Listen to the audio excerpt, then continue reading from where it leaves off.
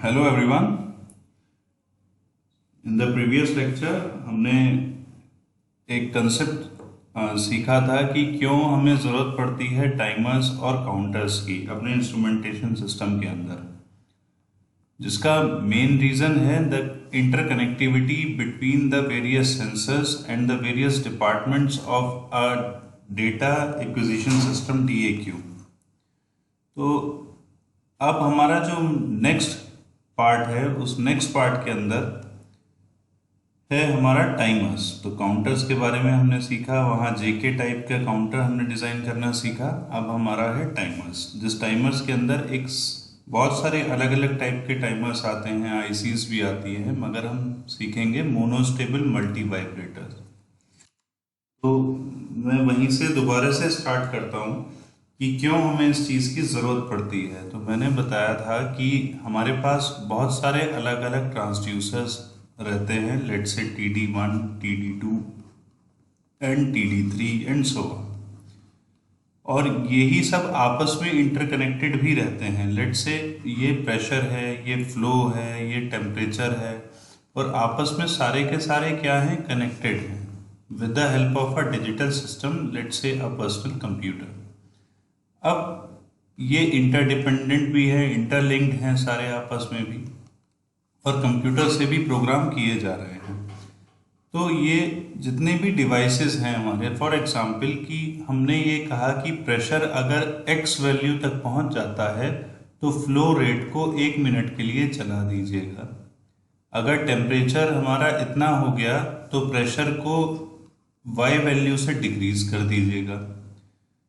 तो ये बहुत सारी चीज़ें, और जितने भी ये सारे सिस्टम हैं जो आज की डेट में सिस्टम हैं, these all systems are the digital devices. These all systems are the digital. They work with the help of the clock signals. Clock signals means the rectangular pulses. Clock signal nothing, just a rectangular pulses. For example, let's say this is 1 and this is 0, this is 1. कि somewhere this is a system जो केवल तब work करेगा जब यहाँ पर 1 आएगा, जब यहाँ पर 1 आएगा। इसका मतलब मैं ये कह सकता हूँ कि ये मेरा अगर एक ड्यूरेशन है, जिस तरह से आप साइनसोइडल वेव पढ़ते हैं, आप उस साइनसोइडल वेव में आप इस वेव को पूरा टाइम पीरियड मानते हैं T, ठीक। तो इसी तरह से अगर मैं इस सिस्टम को देखूं तो ये मेरा पूरा एक क्लॉक साइकिल अगर देखें तो यहाँ तक ये ड्यूरेशन कितना हो गया T, और उस T में मुझे ये पता लगा कि ये कितनी देर के लिए ओपन रहेगा, लेट्स से T1, और कितनी देर के लिए क्लोज रहेगा मेरा कोई भी सर्किट 1 और 0। तो एग्जैक्टली ये टाइम पीरियड T, और कह सकें कि ये T1, और कितनी देर के लिए उसको बंद रह सकता है ये T2। तो हमें ज़रूरत होगी सबसे पहले तो क्लॉक पल्सेस जनरेट करने के लिए, और वो क्लॉक पल्सेस किस ड्यूरेशन की होगी, जिसको अगर हमें आउटपुट पे ये डिजिटल पल्सेस मिलती है उसको काउंट करते हैं काउंटर्स। तो ये इंटरडिपेंडेंसी है टाइमर्स और काउंटर्स की। तो हम यहाँ पर पढ़ रहे हैं टाइमर्स के बारे में। Timers are nothing, they are the specialized type of clock. एक डिजिटल क्लॉक है जो आप अपने हैंड में भी पहनते हैं, वॉल्स पे भी देखते हैं, जो digital clock use for measuring specific time, ठीक। तो ये उस टाइम इंटरवल को मेजर करने या जनरेट करने के काम आती है। तो अगर मैं आपसे कहूँ कि ये हमारा टाइम एक इनपुट आउटपुट कैरेक्टरिस्टिक्स अगर है, तो उस इनपुट आउटपुट कैरेक्टरिस्टिक्स के अंदर ये पर्टिकुलर लेवल कितनी देर तक 1 रहेगा और कितनी देर तक अगला वो मेरा 0 रहेगा। तो ये टाइम पीरियड डिसाइड करने के काम आती है, T1 और लेट्स से T2, ठीक है। और ओवरऑल ड्यूरेशन लेट्स से cycle of T equals to T1 plus T2। तो एक स्पेसिफिक इंटरवल को काम मेजर करने के काम आती है, जनरेट करने के काम आती है। तो ये दोनों ही काम उससे हम करा सकते हैं। अब जितने भी डिजिटल सिस्टम हैं, मैंने जैसे बताया था, उन्हें कुछ ना कुछ टाइप की टाइमिंग्स की जरूरत पड़ती है, टाइमिंग वेव फॉर्म्स। ये कंसेप्ट में अभी आपको इनिशियल स्लाइड से बताता आ रहा हूँ, लास्ट स्लाइड में भी मैंने आपको बताया था। तो कुछ source, for example a source of trigger pulses, मैंने आपको बताता था हमेशा जिस it behave like a gate man, कि कब मुझे ओपन करना है डोर और कब क्लोज करना है, ट्रिगर कब करना है बेसिकली पल्स को।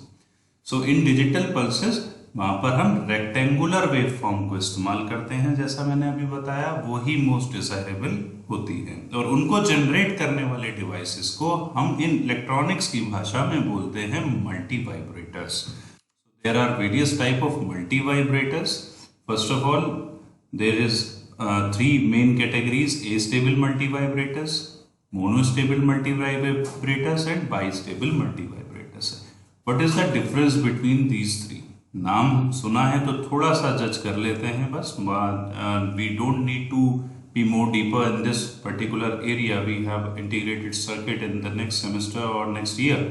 So वहाँ पर हम इन सब की वर्किंग पढ़ेंगे. But for the other branches वहाँ पर इसको इतना डीप जाने की ज़रूरत नहीं है. तो ए स्टेबल और इसका दूसरा नाम भी है फ्री रनिंग टाइप.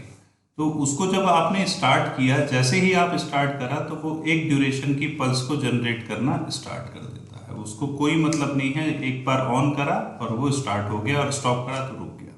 ठीक इस तरीके से एक पर्टिकुलर टाइमिंग की पल्सेस को जनरेट करता है.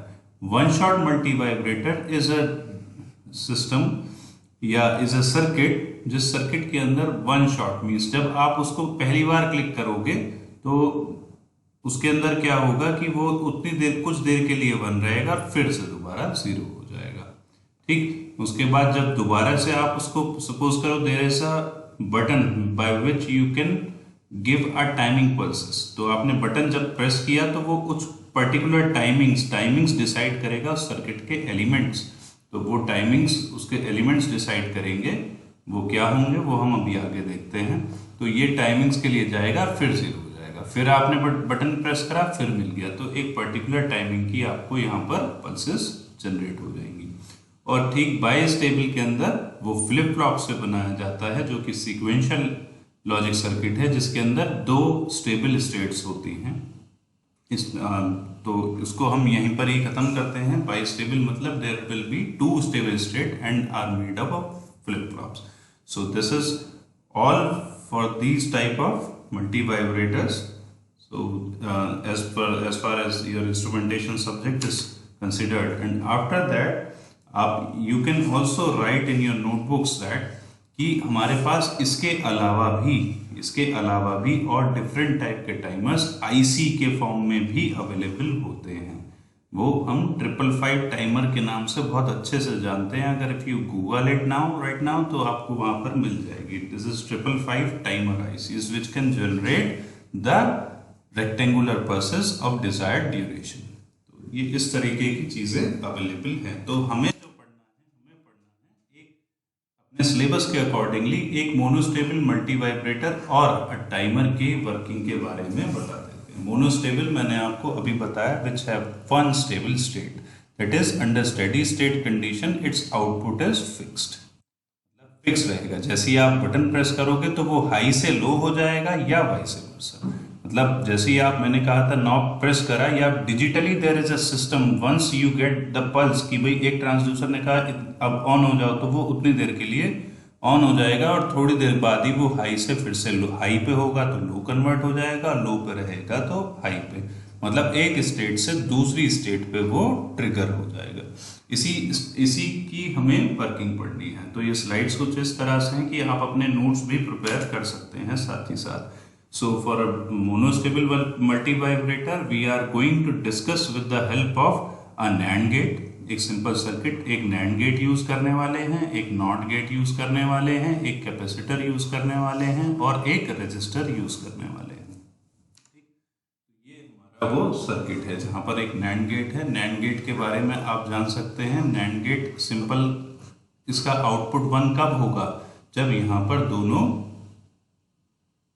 जीरो हो जाएंगे, तभी आउटपुट उसका 1 आएगा. इस बात को हम ध्यान रखें. दोनों जब जीरो हो जाएंगे तो उसका आउटपुट 1 आएगा. फॉर एग्जाम्पल, अब इस सर्किट की वर्किंग को अगर समझे तो एक बहुत बेसिक एग्जाम्पल लेकर चलते हैं. For example, if there is zero at the output, that means यहाँ पर मेरा क्या है, जीरो, और मैंने यहाँ पर पल्स अप्लाई करी, लेट्स से 1, मैंने इसको ट्रिगर किया. तो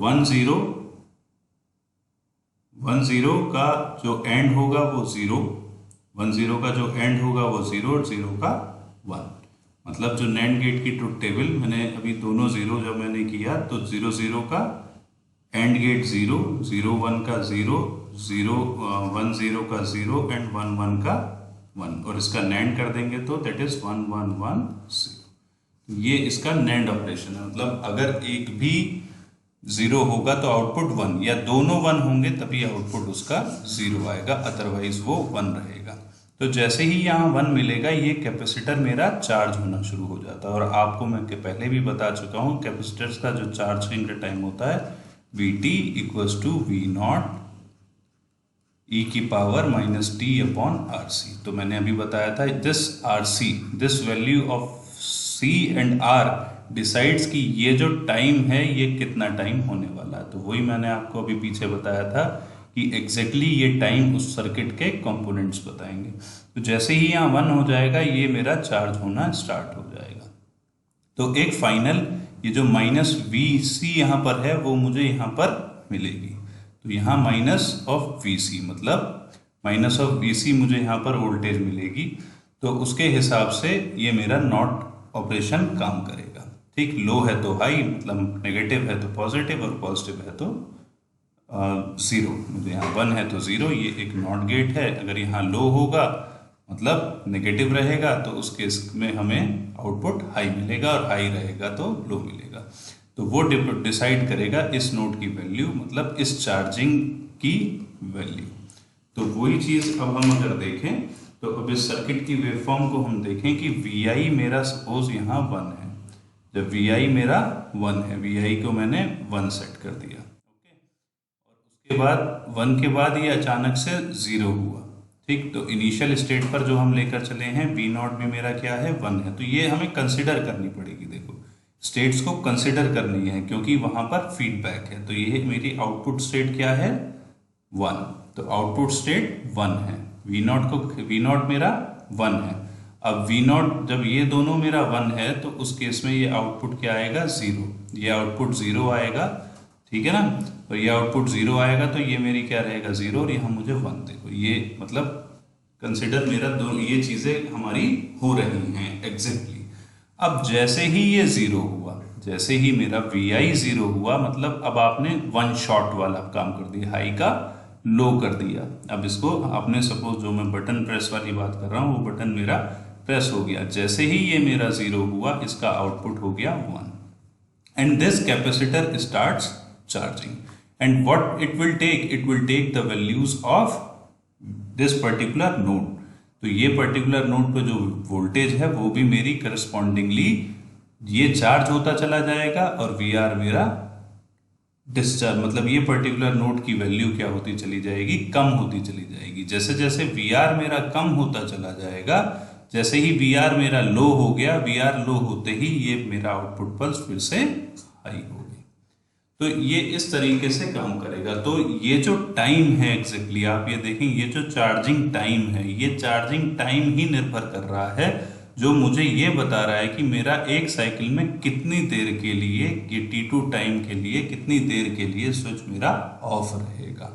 दैट मीन्स मैं इसको कंट्रोल कर सकता हूँ कि इस साइकिल के अंदर कि ये मेरा ऑन रहा और कितनी देर के लिए मेरा ये ऑफ रहा एक साइकिल में। वो कितना भी हो सकता है, that depend on what, that depend on the values of this value resistor R and this value C।